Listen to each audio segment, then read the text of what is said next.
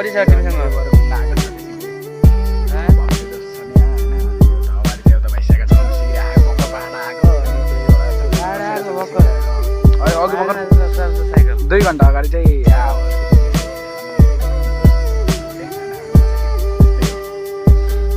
घुमघाम त गर्नु पर्यो होइन कहिले काहीँ त अब सधैँभरि घर मात्रै कति खेचिराख्नु भन्दा झ्याउ लागेको आज लास्टै यार